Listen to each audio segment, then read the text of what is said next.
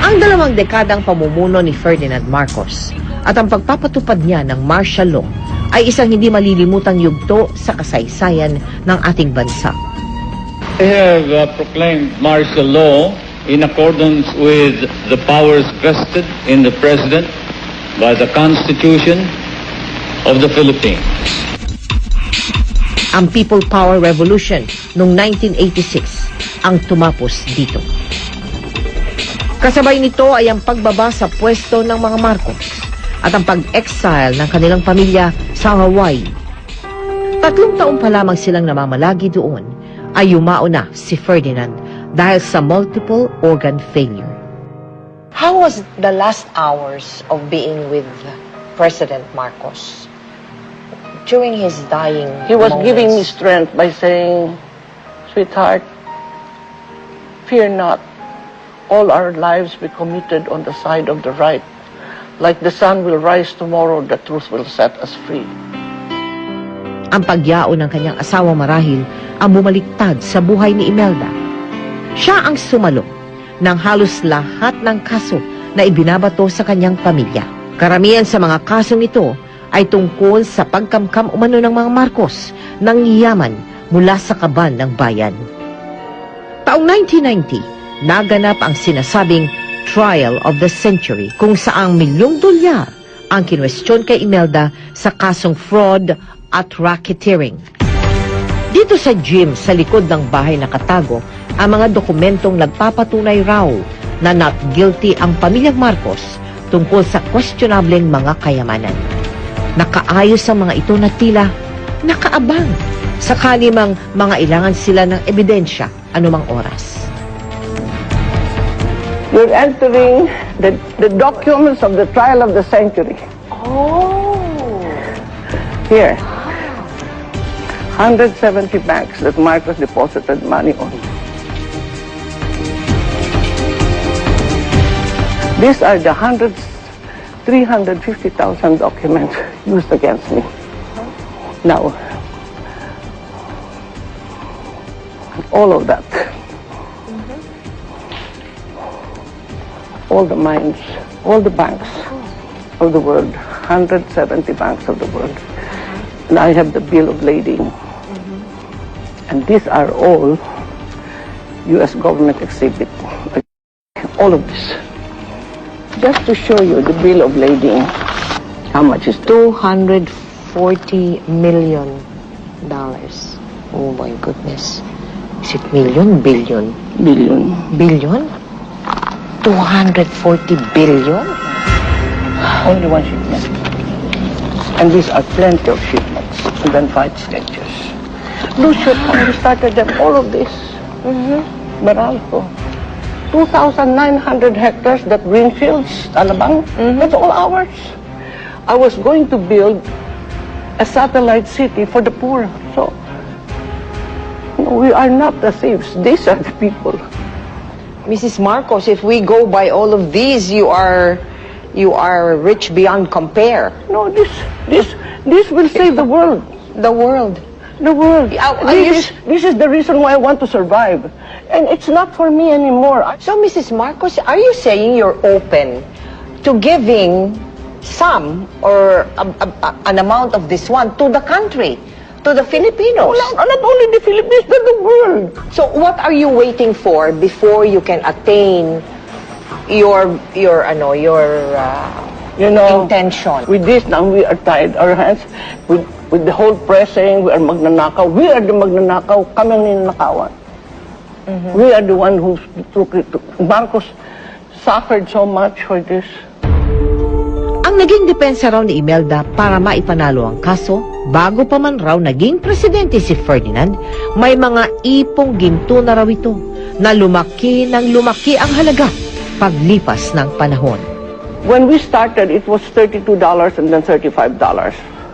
An ounce of gold. She's talking of gold. Now, it's 1,300, 400, 500, 600, 800, naging iba-iba eh. Iba-iba.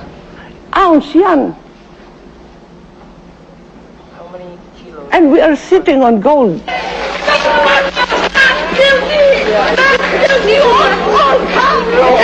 You know, I won my case in New York on my 60th birthday. I know, I was there. I covered you. And then you had a small party in that small Filipino pub. Yeah. You know, after the court, everybody went to that small Filipino pub. Punong-puno ng tao.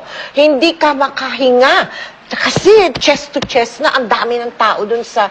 Nagkaroon ako ng I fun remember. Imagine, alone, widowed, orphan, first lady of a third country, winning the case of the century. Without a penny, I did not have one piece of document or one witness. I could not afford any of them. Pero naghanda na ba kayo at that time, ma'am? May pinaghandaan na ho ba kayo? Na kung sakasakali, ako hindi makonvict ako, were there already, wala? I am resigned to whatever the Lord has planned for me. Anyway, I have always followed whatever they say about the good, the true, and the beautiful, and that is God being that is God made real. So I followed that path, and if you're in that path, you're in the path of God and the truth. Nobody can touch you. Can you imagine? I have now 986 cases, and all of them I won. And this case are not filed by individuals. They are filed by government, superpowers. Opo. And I have about 10 more, but I'm not afraid. I'm at peace with the truth. Maging ang kanyang dalawang anak na sina Bongbong at Amy ay kapwa may pwesto ngayon sa gobyerno. Mrs. Marcos, you have entered politics again, and so has your family. Senator Bongbong is in the Senate. We have Amy as the governor in Ilocos. It's not for the honor or the pride. I've been first lady there and all of that on top of the heap for a long time. No, not for that. It is the privilege for be able to give, to love. Do you foresee another Marcos in Malacanang? Well, I am only happy that my children, in spite of the fact that we have been so persecuted because of politics, the whole family, the children still love the Filipino people and the country. Believe na believe ako sa mga anak ko. Gaya ng kontradiksyon sa bansag sa kanya na iron butterfly, ganun din marahil ang buod ng buhay ni Imelda. Parehas niyang natamasa ang kapangyarihan at prosekusyon. Parehas siyang minahal at kinamuhian. Ngunit sa kabila ng lahat ng ito, tulad ng isang paru-paro, pilit pa rin siyang lumilipad. I did not have the privilege of interviewing Mrs. Marcos in New York because she was really so guarded. But now, I have the privilege of doing it.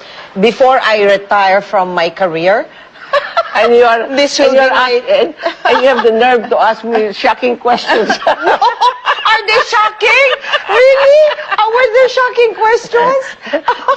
Some wouldn't dare. Oh, really? Oh, but I think I would because I am coming Anyway, with a... I am but coming okay, with a very because clear I believe in conscience. transparency. Anyway, I have Oh. nothing to hide. Correct. Let me now thank you very much for this interview. It has been a real pleasure talking with you, and we wish you all the luck in the world for all the good intentions that you have for our people and our country. Well, thank you. I need it. I need it because the Lord intended this to be paradise and to be there forever, and gave us His own image, each one of us, and be a great creator. And we can do so much. And that's why I'm praying that we can really fulfill, and it's doable. If you say it's doable, it is doable. It is doable. Maraming salamat po.